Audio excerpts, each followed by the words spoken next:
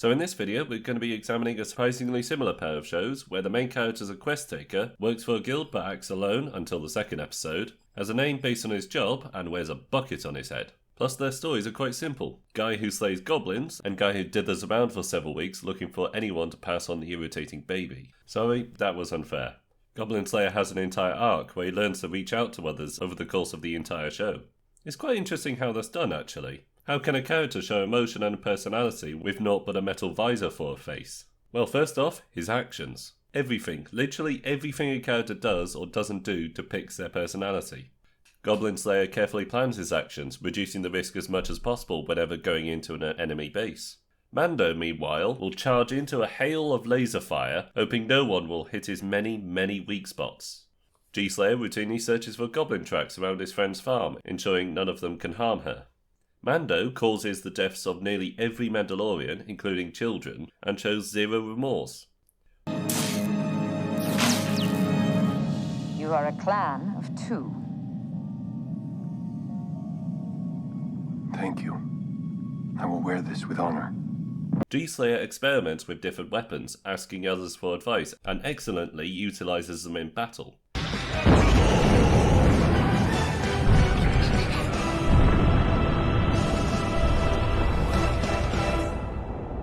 Mando forgets fobs can detect literally anyone in the entire galaxy and tries to endlessly run away and hide from the bounty hunters, even though he used fobs before and knows exactly how they work.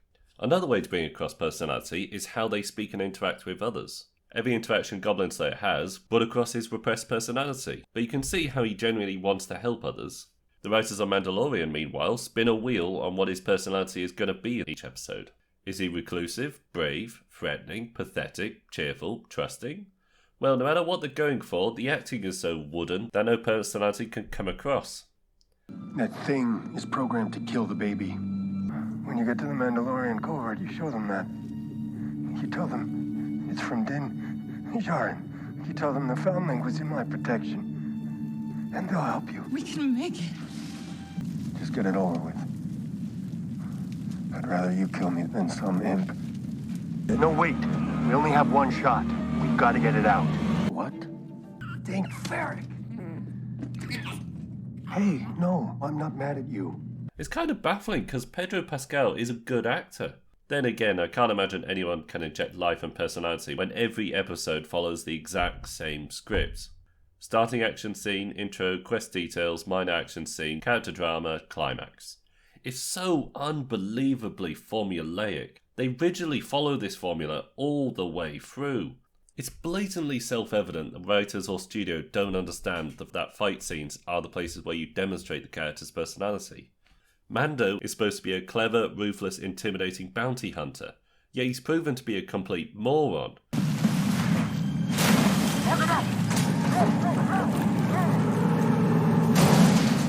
The best car is ours.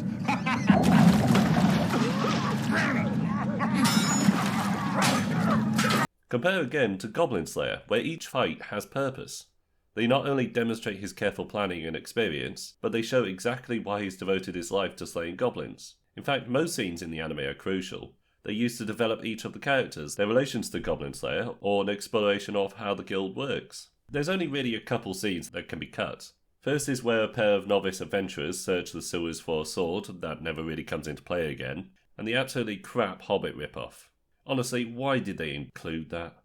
Also, they really could have done without the massive boobs on screen, as they're distracting and disjointed from the story. Though I want to say that I'm fine with the characters themselves, although I wish this one could talk a little quicker. ご一緒ね。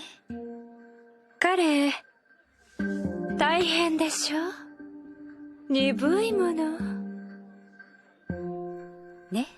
Meanwhile, the sheer amount of filler in Mandalorian is staggering. It's so bad that each episode can be summarized in a single sentence.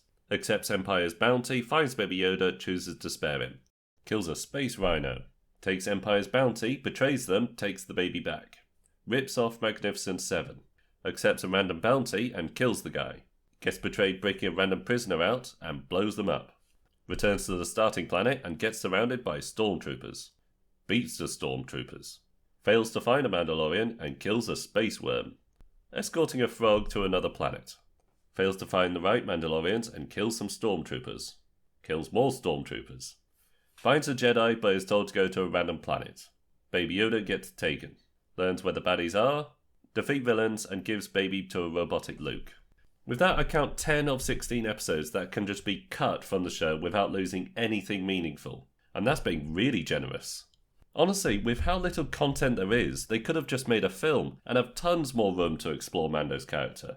Well, I say that, but I doubt the writers can hack it in any kind of medium. The writers never utilise specific characters' strengths and weaknesses. Quick example, Benek and Kara is a sniper and a shock trooper, but the show has them brilliantly fight at any range. It may be basic, but the anime has the adventurer group act accordingly to their strengths, keeping the fighters in front while the ranger, support and priest stay back. Plus, each of them are shown to have engaging characters, unlike Mandalorian again, where some of the side characters are blatantly contradicted in later episodes.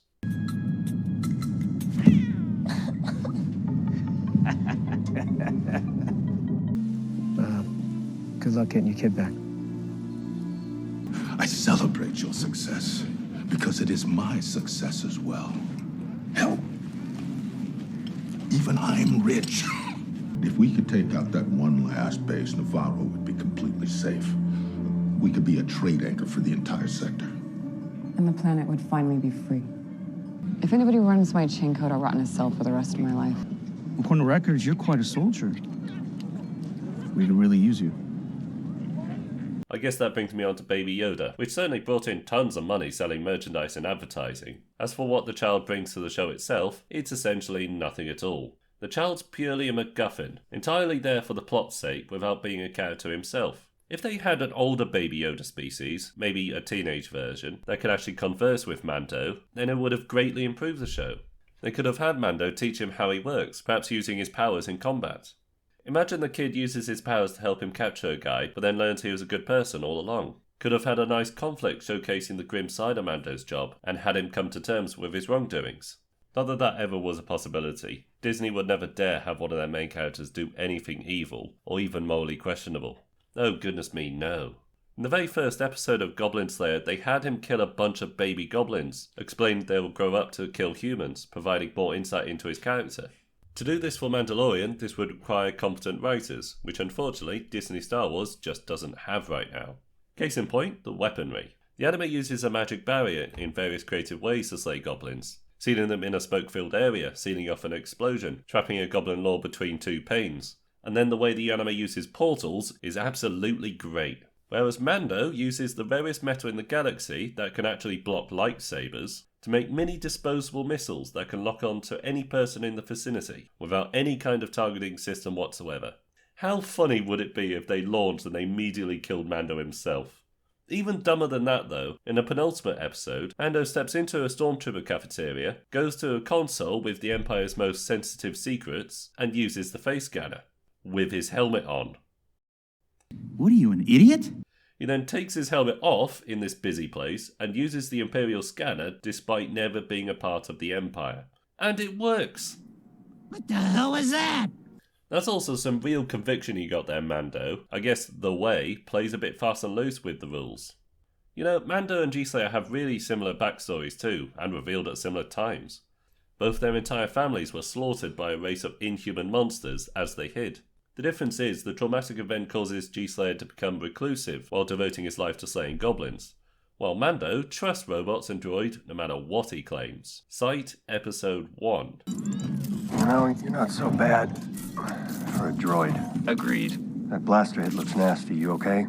His hatred for droids is so badly done in the show that despite Mando repeating it often, he works with droids on several occasions, until one saves his life, and suddenly... So he likes droids now. That line was literally the only reconciliation we get on that. What I'm trying to say is, while both have very similar concepts, Goblin Slayer has good writers, while Mandalorian simply doesn't. The comparison really highlights the importance of writing quality in shows, and demonstrates why the execution of concepts matters far more than the concepts alone. And it pains me to see not only people are praising such bare-bones, lazy written shows like The Mandalorian, but that it's getting another season. And another. And that's without even considering the Book of Boba Fett. Like a panther. Yes?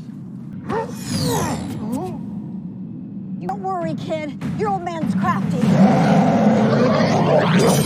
Ooh, spoke too soon. And now, how the title characters explain how they operate. 想像力は武器だ。それがない奴から死ぬ。先に潜った人たちみたいにですか？そうだ。If you want to do this with 4, you're going to need the element of surprise. Exactly.